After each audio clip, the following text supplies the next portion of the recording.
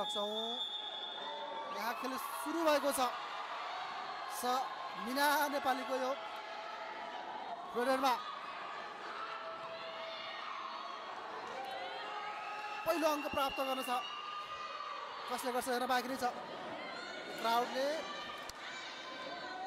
खेल हामी आधी घण्टाको समय पर्खनु पर्ने हुन्छ। आजको उपाधि कसले हात पार्छ हेर्न बाँकी छ। जयन्ती लिखित लाखी पुनः खेल खेल्नेछन् उनी।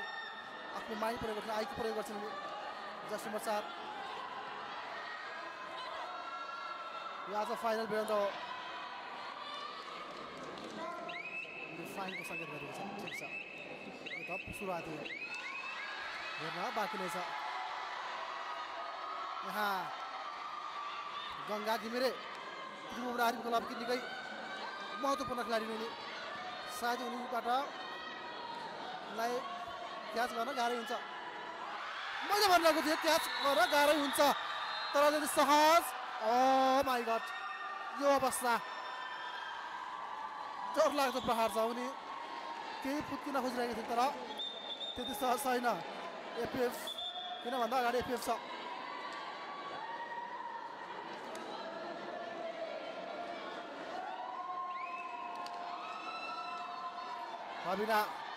रबिना अब चौधरी उनी एपिएफ र उनले पुनः बोनस पोइन्ट प्राप्त गरेकी छिन्। यो साल पनि नेपाल पुलिस क्लबलाई आज बोनसले निकै भारी पारेको थियो। एफएफले टच गर्ने अभ्यासमा छिन् उनी। नानुमाया हो पुनः त्रिभुवन क्लब कि खेलाडी नानुमाया प्राजुली अब पुनः रेडरमा रबिनालाई हामी देखिरहेका छौँ। जस्तो बनाए उनको हाइट छ। उनी पुनः केही सङ्केत गरिरहेका छिन्। उनी जब रेडरमा जान्छन् तब केही न केही गरेर छाप छोडेर आउँछन्। नानुमाया उनी प्रयासमा यो क्राउड यो मजेदार पर्फर्मेन्स गरिरहेको छ आज एफएफले।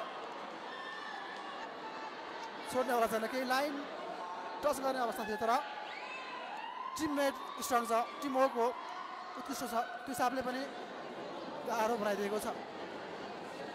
अङ्क दिन्छ आर्मी।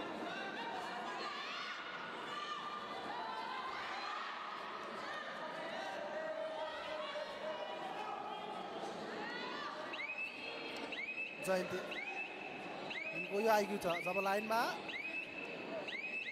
नजिक रहेर उनले खेलाडीलाई केही कन्फ्युजन पैदा गर्छन् उनी।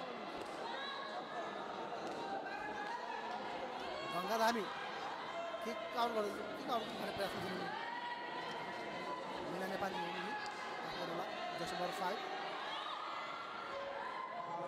प्रयासलाई अगाडि बढाउनु पर्ने हुन्छ, मेहनत गर्नुपर्ने हुन्छ। यति सहज छैन अङ्क प्राप्त गर्न। च्यालेन्जको अवस्था रहेको छ। जो अवस्थालाई टेक्नु पर्यो हुन्छ अब जयन्ती। किन भन्दा पहिलो हेडरबाट पनि खाली हात उठ्नु खोज्नु थियो। अब भने केही न केही गर्नुपर्ने हुन्छ, होइन भने जो डाइको अवस्था हुनसक्छ। नेक्स्ट हेडरमा सम्मिलित हुनुपर्ने हुन्छ, सम्हाल्नु पर्ने हुन्छ। 4 जना खेलाडी सीमितमा त्रिभुवन आर्मी उनी लाइनमा आउँछ। तब केही समय अब भने डु अर डाइ हुनसक्छ नेक्स्ट हेडरमा एफएफको लागि। तर अब गङ्गा धामी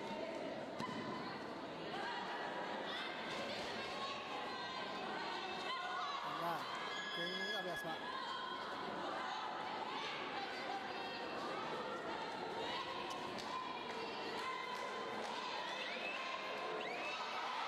तर अन्ततः जयन्तीलाई टच गर्न पुगेको छन्। अङ्क प्राप्त गर्न सक्नु भएको छ। जो डाइ छ यहाँ। किन भन्दा त्यो गल्ती दोहोऱ्याइदिएको थिइन् जयन्तीबाट। हिसाबले पनि हुनसक्छ।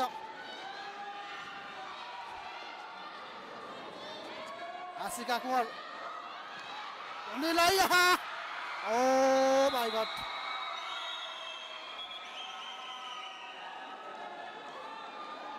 तर यो टर्नबाट उत्कृष्ट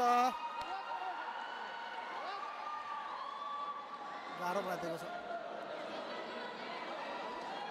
अङ्क बाँडिएको छ दुवैलाई एक अङ्क बोनस पोइन्टसँगै अङ्क अब गङ्गा घिमिरे उनको नाम त काफी नै छ गङ्गा उनको पोजिसन उनको स्ट्रङ उनको यहाँ मैले भनिरहेको छु उनलाई रोक्न मुस्किल पर्छ उनी सामान्य तरिकाले रोक्ने खेलाडी होइनन् त्यो नाम हो गङ्गाको दर्शकको क्राउड पनि सपोर्ट आइराखेको छ त्यो हिसाबले पनि के हुन सक्छ रबिना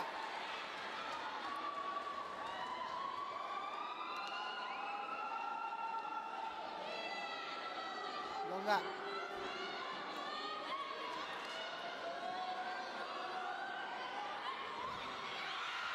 उनी लगातार सफल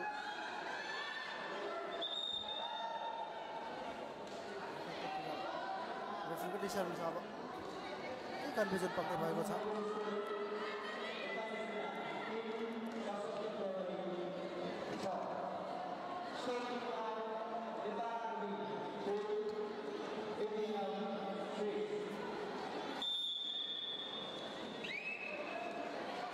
छतिको अवस्था रहेको छ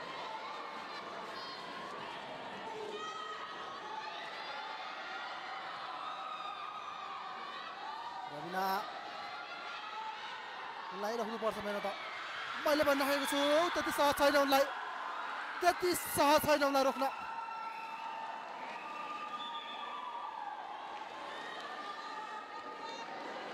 आर्मी उपाधिको पनि उपाधि हो कबड्डीको टुर्नामेन्टमा प्रायः जसो आर्मीले नै लान्छ उपाधि च्याम्पियन उसले पनि यसपटक एफएफले आफ्नो खेललाई नानुमाया अगाडि बढेको छैन अब ओ माई गड यो प्रयास शानदार छ पावर गेम पनि भनिन्छ यसलाई माइन्ड प्रयोग गर्नुपर्ने हुन्छ विवेक प्रयोग गर्नुपर्ने हुन्छ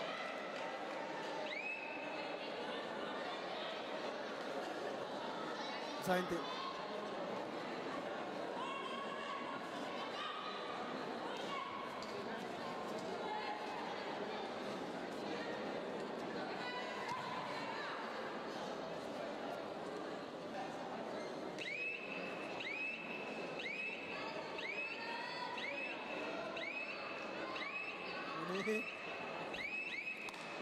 ड्राइभिङमा आफ्नो नजर लगाउँदैछन् गङ्गा जब अगाडि बढ्छ तब केही न केही